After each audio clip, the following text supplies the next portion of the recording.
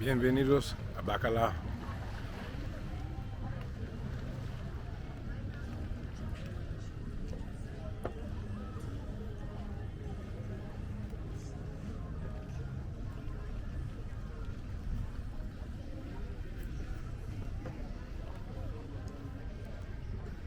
On the mezcales already. This place is called the Lake of Seven Colors. Siete Colores. The Maldives of Mexico, I'll have you know. And this blue pier is burning the feet.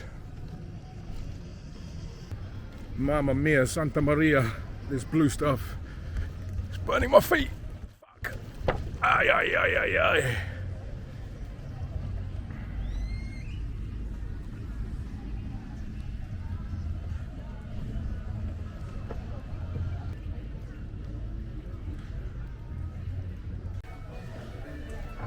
And the bar is called La Playa, La Playita, La Playita.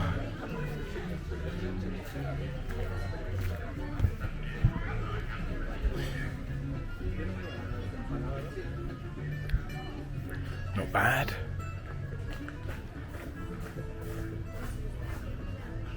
Little shop behind me sold me a bottle of water, and I noticed down the front there there's a little pier and a hammock. I said, it's possible to stay in your hammock for 5 minutes. He looked at me very strangely, asked me where I was from. De donde eres? I said, London. Londres, Inglaterra. And he said, okay, you go down there, enjoy yourself. So this is my first day in Bacalar. I arrived here at 2 o'clock last night, walked around town for about half an hour, couldn't seem to find much, and stumbled across a place. And I was willing to pay anything really at that time after a sort of arduous 3 or 4 hour journey. It's the first time I've ever stood at an ATM trying to withdraw money with a man standing behind me with a double barrel shotgun. A little bit intense, but fortunately for me, he was a policeman waiting to fill up the cajero bank machine with some extra dosh. I walked past the little park here in Bacalar. It's a sleepy little town. It's quite nice actually, I really like it. I arrived here late last night, like I said. But there's a huge presence of military marines and police. It's like, what the is going on here? Like, I'm talking 10, 12 pickups with about 20 Marines all armed with American assault rifles. Oh, what kind of drug war's going on in this sleepy little town here in Bacalar by the lake? And maybe it was all just because of the bank deposits. But yeah, I was at the machine and the guy was like, no, you can't use this one. I'm like, oh, okay man, what's going on? He was like, oh, we're just filling it up with cash. I was like, oh yeah, that's fair enough, because I need some of that stuff. I was still trying to find it difficult walking down the road, talking to a camera in strange places with armed guards and them looking at me like I'm mental. With this establishment called Azul 36, it's exactly what I needed. Arriving at 2 o'clock in the morning was probably not the best idea, knocking on doors. But a few people pointed me in different directions, walking around with these bloody rucksacks, and I stumbled across this wonderful little establishment, which for a few extra pennies gets me a whole lot more. It's pretty lush actually. It's a little bit over my general budget, but after what I've been up to, racking up about 1,000 kilometers on the moped, the scooter. Yeah, I missed getting to Espuhil. I was hoping to be on the top of the Calakmul pyramid, but there was no seats available. So for the 21st of December, 10 years after the end of the world, I'm here.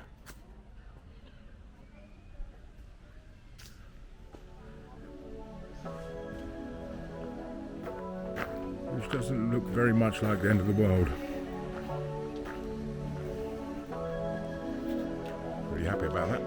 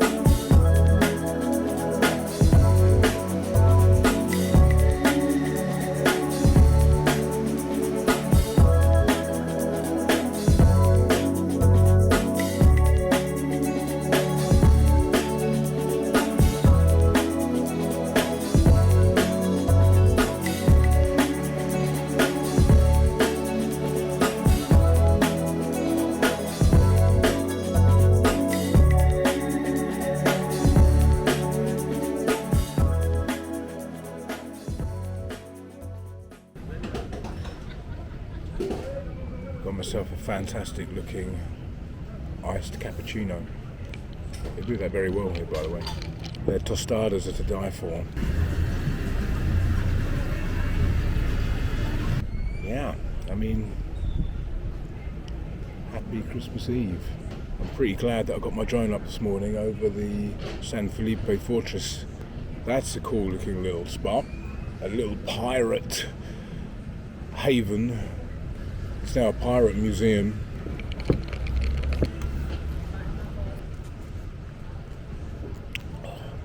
Get involved. And yeah, it's a sexy little fortress, I must say. I think Wikipedia said it's the combination of...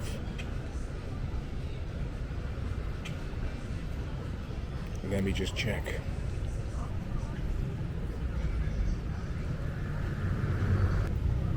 Wikipedia says the castle was built in 1725 by Antonio de Figueiredo y Silva. I didn't say that correctly at all.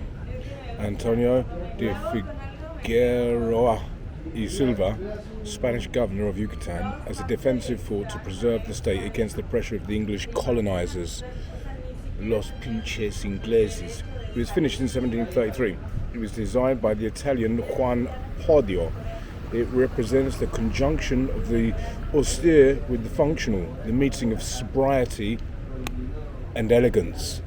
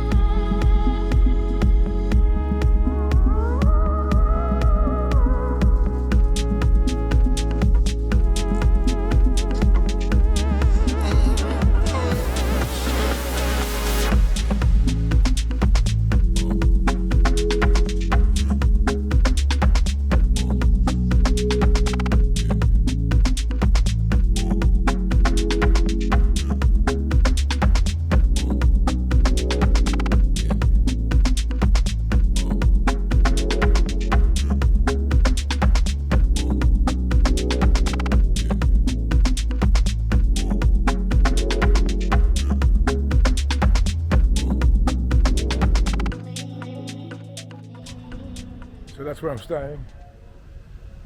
Azul 36. So that's there. We've just come to the esquina, the corner. Let's see if we can hear any house. Because just down there, behind me, is my valley. It's about 100 yards, so I've got a 2-minute walk home.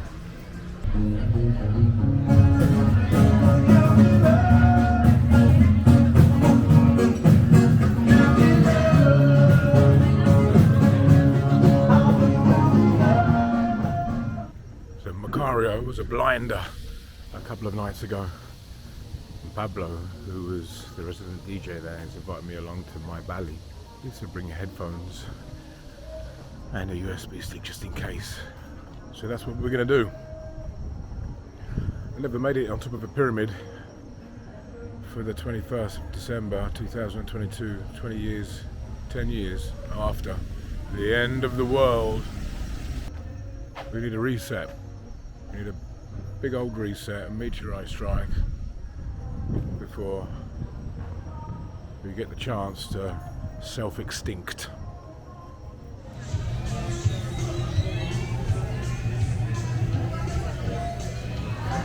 The festive spirit is underway, so fingers crossed we're going to have a bit of a party.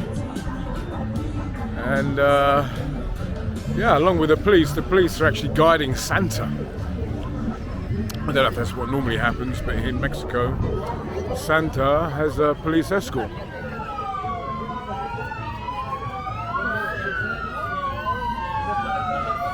Merry Christmas.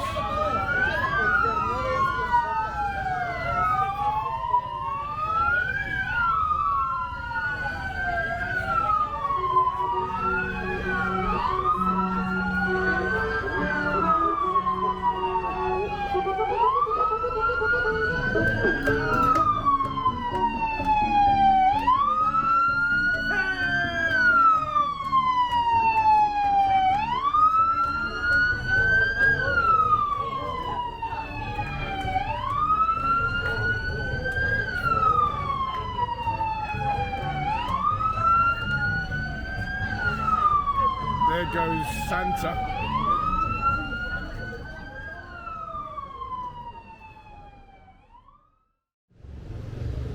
A trapped Santa in a bubble of dusty doom in Mexico. Not one for a moan. Oh yes, I am.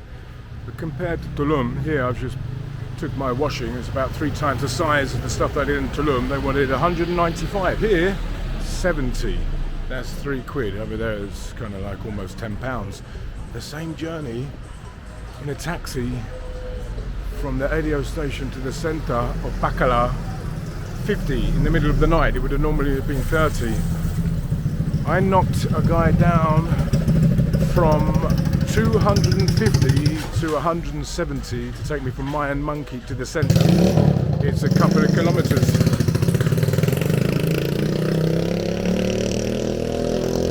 So, yeah, Tulum is pulling the pants that belong to you down around your ankles and doing what you don't like to happen to you.